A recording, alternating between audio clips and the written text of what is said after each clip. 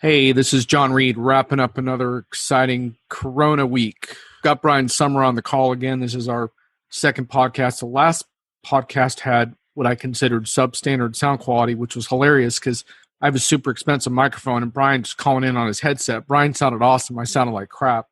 Go figure, technology. Brian, how you doing, man? Doing just fine. Just fine.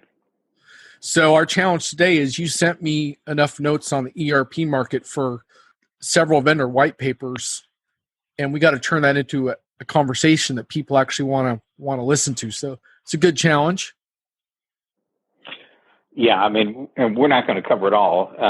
The podcast will probably end up being a teaser for people to come back to the Diginomica site and read some other articles later on. Ooh, I like the teaser. There's that. But to that point, there is a lot that, if you will, should be giving ERP vendors and other, enterprise software vendors some cause for serious reflection as to just how relevant are their products in today's business world. I'm not trying to take your intro thunder away from me, but I would, The thing that strikes me, John, is there have been three major, huge recessions in less than 20 years now. In '01 when we had the dot-com bubble blow up and, the Y2K stuff come crashing down. Then we had the Great Recession in '08, '09. And now we got this thing with this pandemic here in 2020. And if anybody thinks that business is just some slow, steady Eddie, rarely changing kind of static world, that's gone. That just doesn't exist. And yet I'm going to finger the ERP vendors, because so many of them built products back in like the 1980s and 90s when there was a more static kind of world and time. And those products really are starting to show some serious cracks with their inability to bend and flex with the times. Yeah. Well, let's check out your notes here, because I got a couple comments and a couple things that jumped out at me. I want to start out with my own observation. You talked about analytics, that ERP vendors must have analytics using external data to access signal chains, such as suppliers in one country slowing down delivery of raw materials, changing GDP rates, things like that. The observation I would make to you is, you and I were on a cloud ERP series of analyst calls a couple weeks ago, and on the call, I wouldn't have even known that they had transactional software anymore. They were talking so much about analytics and data and, intelligent decision-making and automated workflows, things like that. It's kind of interesting, right? Like suddenly transactional stuff it's almost the kiss of death in positioning. Even though we rely on the transactional systems every day, that's not enough anymore, is it? No, and I know I was on some of those same calls with you, and right now for the time being, the planning, forecasting, and budgeting technology products are the darlings of the market at the moment. They're probably right behind the workforce collaboration and communication tools. And they're, one of the major ERP vendors, the CEO of this company, huge firm, he was telling me privately the other day that they went from doing like a once a quarter plan or readjustment to now they do 2 or 3 plans a week is how many they're doing right now. And that the most overworked piece of technology they have in their firm is their planning and forecasting tool, because it's such a dynamic time. So there's a reason they all want to talk about that capability. It's because all of a sudden they've really got to use it, and they've got to depend on that kind of technology. But, the problem is most of these tools are pointed inwardly. They're looking at their data, and they're forecasting things based off of their past history and the like, and they're just not pulling in data from outside the organization, and that's the problem. In fact, that's why, I think these like signal changes, you're going to find out about things, from getting outside data sets. For example, right now, people have been able to buy databases that show weekly prescription data from all over the world. And people know what doctors are prescribing. Well, if you'd been looking at that, you could predict, you would have already known that a lot of the business that used to go to drugstores, doctors' visits and like, is really down, and a lot of like elective surgery is gone. And you could do a better job of forecasting the financial condition of hospitals, clinics, drugstores, and so forth.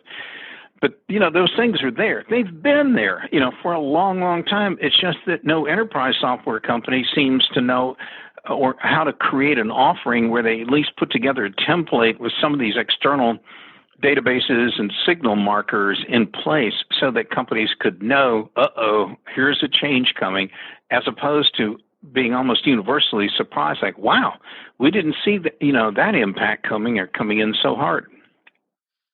Right. I mean, if we've learned anything in the last 3 months, it's that when you're blind to external data, you're missing a really big piece of the puzzle. And hopefully that finally lights a fire under this, because I think you and I have been beating this drum about external data sources.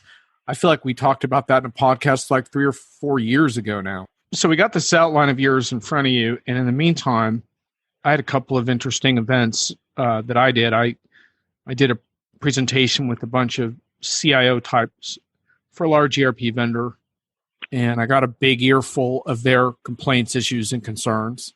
And then a few days later, I did a consult with an up-and-coming vendor trying to move up market.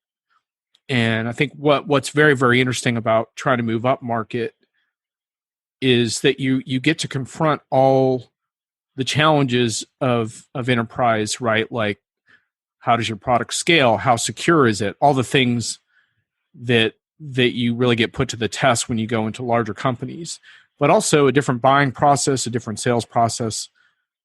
One of our big themes you and I talk about is how sales and marketing, as we've known it, is broken. And so for a new player, that does give them the opportunity to, hey, you don't have to learn the old rules because the old rules sucked anyway. So you can try some new things. But one of the big things I told them, and let's see how this jives with your notes here, is that when you're talking about, we're a cloud player, a lot of vendors seem to think that means that you're going to buy all their cloud solutions. But the way customers hear that is we're going to have an interoperable environment.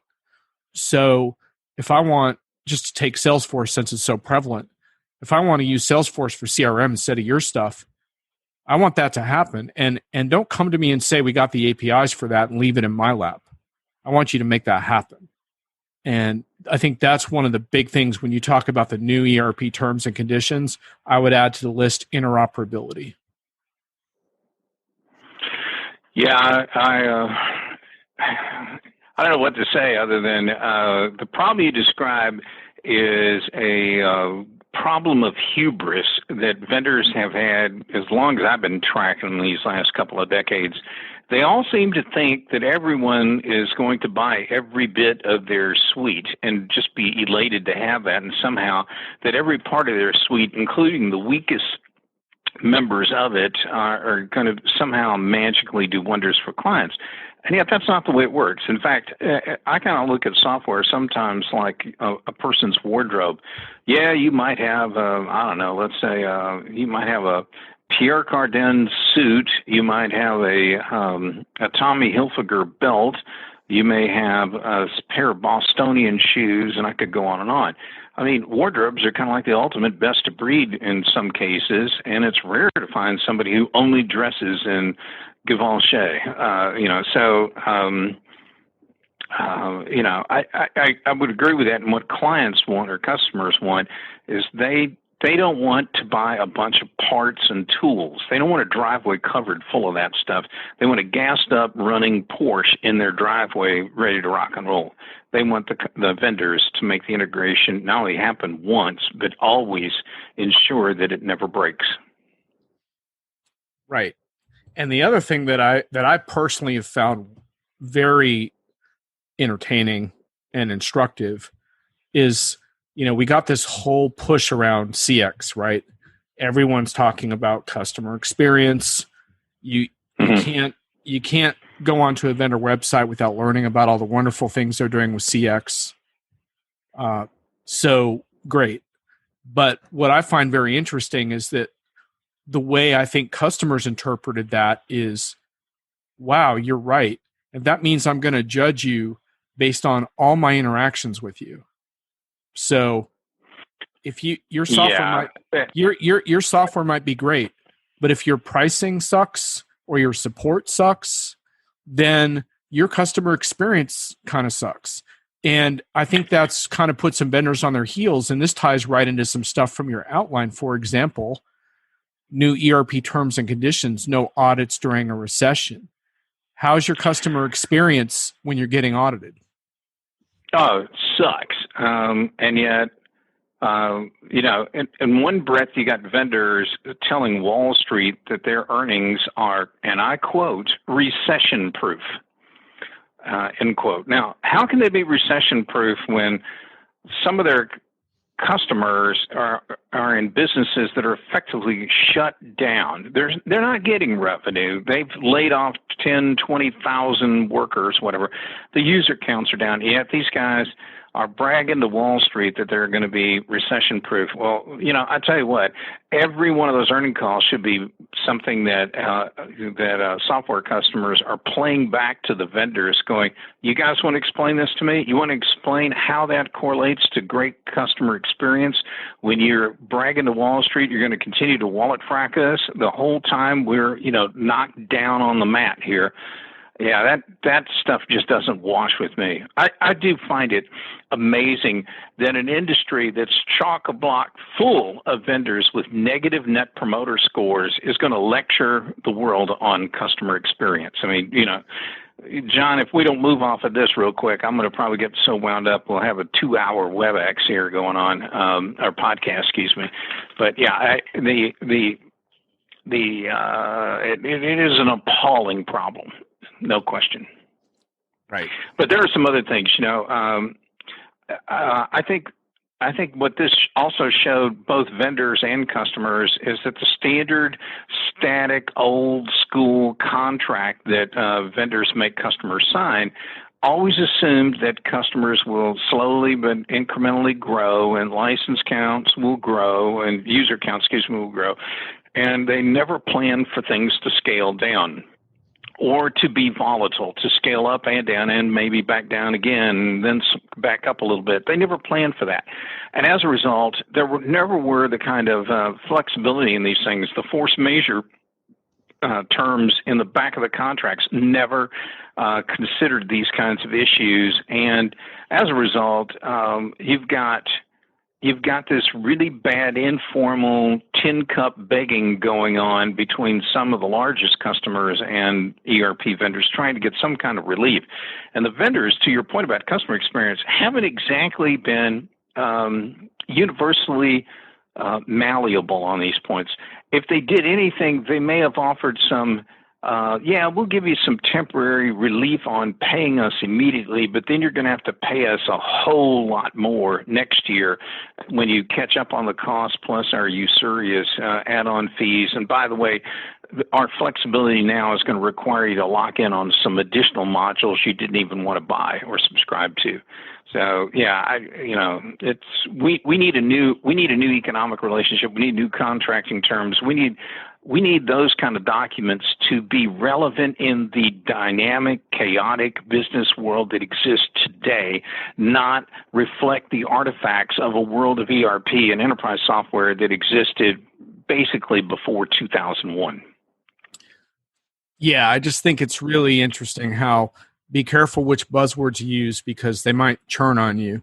If you push CX, customers might start judging you on their experience with you. If you push cloud, customers might start demanding interoperability of your solutions with external providers.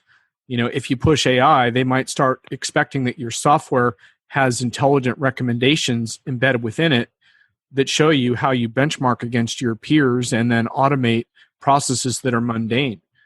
These are things that when you start flogging these buzzwords, then you do raise expectations. But Brian, I think we need to shift gears a little bit because we kind of been hammering away, and it might give the users an impression that you and I are are just a couple of cranks who can never be satisfied. But I think the one thing about this business is that when you lose your intellectual curiosity and your ability to be inspired, then you might as well retire because you're of no further use. So, with that said, you've had some interesting things lately that actually impressed you a lot. You want to share a couple of those? Yeah, I did a call just today with the Symphony Talent Smashfly folks, and it was probably one of the best calls I've heard or participated in for the whole almost first half of this year. What was really great about it was it was focused. It was all about products and product innovations. It just started strong right out of the gate, and it was all about real innovations that they've been working on for the last several months, as opposed to something that where, like so many of the calls we're on, we're going to have to spend a quarter of the time just talking about, wow, these have been some unprecedented times here wherein even we were surprised. And, these guys actually, I like the vendors that have things that were already designed for a more dynamic world. And those are the vendors and products that are going to do well. I also think that there are some great vendors out there who have a cost structure and I'll, not an endorsement here, but I'll just say it would be like Zoho, that use a lot of open source and or their own custom code so that they can instantiate new customers for virtually nothing. And I like those because they have grown, they're able to grow and scale, and their solution is more likely to be of value to companies that are going to live in a more dynamic time. Likewise, I think there are some other products that are sitting pretty right now because they were built entirely on a highly scalable cloud, some of which have hyperscaler backends if they are not running on their own cloud, and they can deliver capability up and down and can be much more flexible with customers. So the ones that are going to win are not the ones still trying to defend their on-premise private cloud kind of products or hosted solutions. The ones that are going to win are the ones who help their customers truly adapt and change at light speed in a dynamic business world. Yeah, it's really cool to run into customers or vendors who are a bit ahead of the curve. I've documented some of those of late. One of my favorites was support.com. No financial ties or anything like that. But what intrigued me about their story is I got a PR pitch from them, said, hey, we're hiring, we're ramping up. Hadn't seen an email like that in a long time. And did they offer you a job? Well, I'm thinking about it for Plan B, to be honest with you. But we all have to have plan B and Plan C, right? I know you're brushing up on some of your mainframe programming, so we all have something we're working on. Yeah. Anyway, but the cool thing about this business model was, so they had for years they had built out remote service and support because they wanted to be support.com wanted to be an alternative to the offshore call centers and stuff like that. And then all of a sudden companies are scrambling because their call centers are down. This company's ready to go and can ramp you up in a matter of weeks. What I said to the CEO is during the interview, I said, that's really cool. And one of the things I really like about that is it offers you the possibility of tapping into talent pools of very deserving individuals who, for whatever reason, can't, work in an office environment. They might be disabled or they might be just excluded. I mean, you've written a ton about this, of how people get excluded from applicant pools. The CEO tells me, yeah, I don't actually promote this or make a deal out of it, but a third of our workers, more than a third actually, are either veterans or disabled or what have you. They couldn't work from home. Not only that, but he goes on to tell me that not only, everyone's telling you, oh, we went remote really quickly because we're a cloud vendor anyway. These guys, they not only did they go remote, they had a built-in split shift schedule it's all fine-tuned. So, you want to work in the morning for 4 hours, then clock out, go take care of your kid, go take care of your grandmother, come back on later. They have it all sorted. like, because they've been doing it for years. And you're like, okay, like those are the kind of stories where it's like, yeah, you got ahead of things and now you can make a difference. And then he goes on and tells me about how he's helping competitors solve some of their problems. Like, wait, you're helping your competitors? And what it comes down to is, yeah, you help your competitors right now, because if you don't, there won't be a market to return to later. You know, you worry about your market share a little bit later on. Like right now, we got to get the economy back. So we're going to help our competitors. I'm like, okay, now we're talking. Like now we have a good discussion. You know, I'm going to go to one of the, hearing those remarks, I am going to circle back to a vendor you and I have spent a lot of time with over the years. That's Plex. And you probably heard, maybe you did or didn't hear me, last week I had asked their CEO a question about how during the Great Recession in 2009, that they picked up those were some of the greatest new customer addition years for Plex, because so many tier 2, tier 3 automotive suppliers could not get any price relief from their old school ERP vendors when it came to maintenance. And as a result, and they had aging computer hardware. So here's Plex with an all-in cloud multi-tenant solution and selling at a price point that was a fraction of what a lot of ERP products were at. And they were able to convert a whole bunch of them, people off of old ERP products to Plex.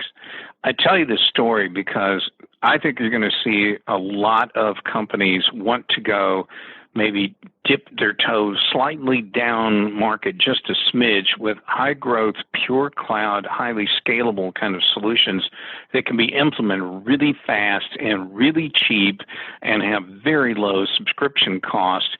And the more damaged your vertical is in, like restaurants, the more likely you're going to want to go down market a bit and save some serious money. So I think some of the major vendors are going to be, need to be looking over their shoulder, because they're going to be attacked by a lot of vendors who have a better cost structure, have a better story, are hungry, have a great implementation capability, and are going to take a lot of market share away. So there's, these are going to be interesting times, to say the least. And it'll be, the ball is really in the court of some of the major established vendors to see whether they are going to choose to play offense or defense. Are they going to try and throw up all kind of like contractual, legal, and other barriers to prevent their customers from jumping ship and seeking true love elsewhere? Or are they going to play offense and try and come out with better capabilities that work and better contract terms, everything else, to make their solutions more relevant for the times that we actually live in today? Absolutely. Then there's one final piece, and Brian, I don't think we can do a full review right now. Maybe we'll do this a little later on in another taping. But we've gotten our ears and eyes full of plenty of virtual events now. Unfortunately, most of them have been either abysmal or disappointing. The art of the virtual event series I've been writing has not yet been fully taken to heart, but basically, there's just a lot of opportunities that have not been seized by vendors to do more creatively virtually than roll out slides and webinars. Having said that, I think there is an increasing sense of possibility there. And one of my colleagues, Phil Wainwright, shared a virtual event. We have no ties to this company, but it's a company called Guru.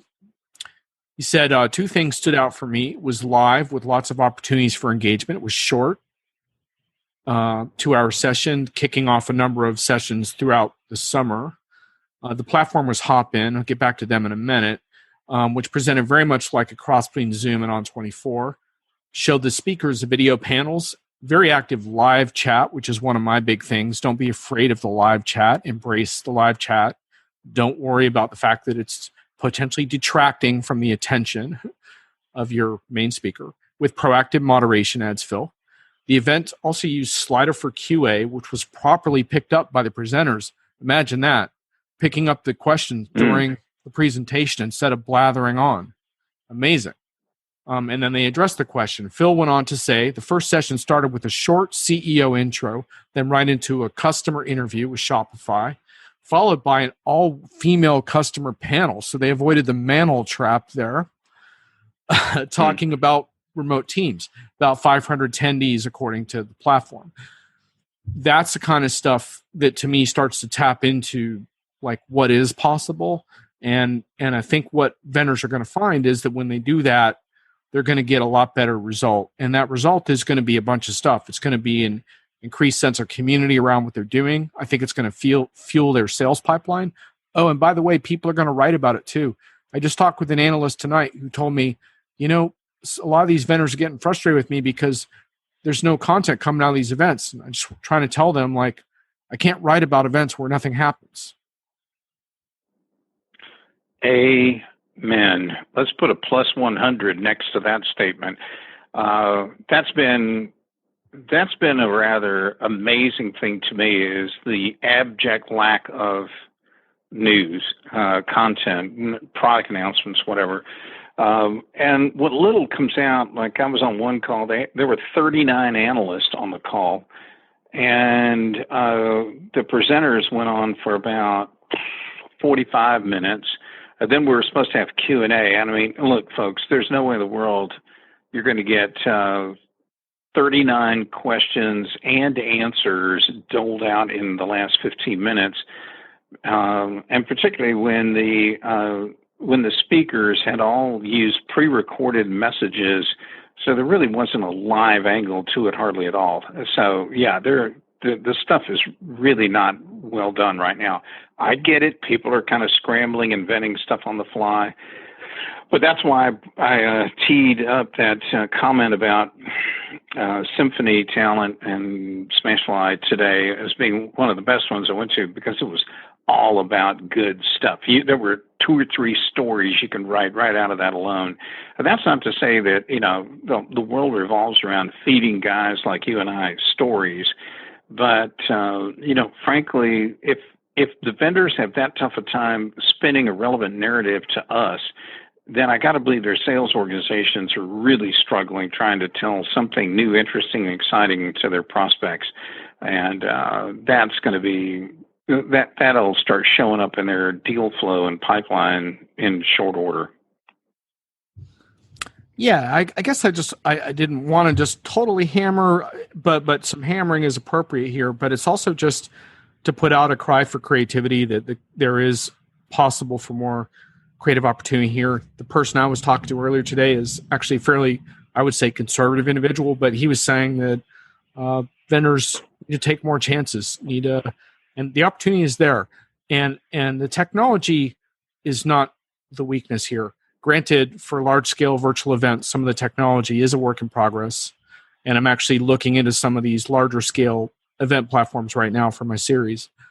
Some of it's a work in progress, but the limitation on this is primarily imagination, and is primarily about setting different goals for the event and realizing that when you include people who want to be engaged right now and make them feel like there's a reason why they showed up for a live event instead of checking out the replays, give them some real interactivity, give them a chance to get their questions answered, meet new people, have birds of a feather gatherings, things like that. When you give them those opportunities, a lot of cool things happen. When I don't think, did you make you made this one, right? The Sage Intact, the evening wine event. I was on that for a piece of it. It was just really neat. They never got around to But since they never got around to, letting me evaluate the nose on this 2019 Dr. Pepper I was drinking, I eventually had to bail. But yeah, go ahead. Yeah. It was just neat because it was just like, oh, let's taste some wine together that we shipped out. I don't drink wine, so I wasn't a part of the tasting. but the wine producer was on the call, and there was no agenda behind it. It was just like, let's get together. We miss seeing each other. This would be a fun thing to learn more about. And, I was like, wow, you left that evening. You didn't know anything more about the company than you did before, but you better believe the next time they pick up the phone or email you, I'm there. You know what I mean? Like, because they took that extra time. And so it's not a platform limitation. It's more of the art of the possible. And so hopefully what we're going to figure out here is that yeah, everyone is hopeful that things can reopen and you can gradually get back to whatever we were doing before. Who knows? We could have a long talk about whether that's ever going to happen. But in the meantime, let's not just treat this as a holding pattern. Let's make the most out of it. That would be my view. Let's bring this to a close. And if my thoughts on today's conversation, I think this is a challenging and changing time for a lot of older ERP vendors for sure. I think there are some newish kind of vendors and products who have architectures, business practices, and the like that are going to be able to really clean up in the short term. I do think there's work to be done in functionality here, that whether it's signal changes in analytic and forecasting deals, whether it's more flexibility on the sales marketing side on terms and the like, and. I mean, they're literally there's 2 days worth of ideas I could unload on an ERP vendor about where the changes are needed. But regardless, it's a changing time, and that's, I think, probably one of the big headlines I have from today's podcast. How about you, John? That works for me, Brian. I think you summed it up well. Let's end our pre-recorded session and see how and see how relevant it actually is in the ears of our listeners. And the good thing about our listeners, Brian, is that if it is irrelevant, we're going to hear all about that too. So. Yeah, we do get a lot of real-time feedback. Well, thanks for having me on again, John. Always a pleasure. And stay safe and stay 6 feet away from whatever. And I'm sure we'll talk again soon, or I'll see you on the next Zoom call with a vendor probably in the next week. Anyway, take care, John. If you manage to log in. Oh, yeah. There is that. Take care, Brian.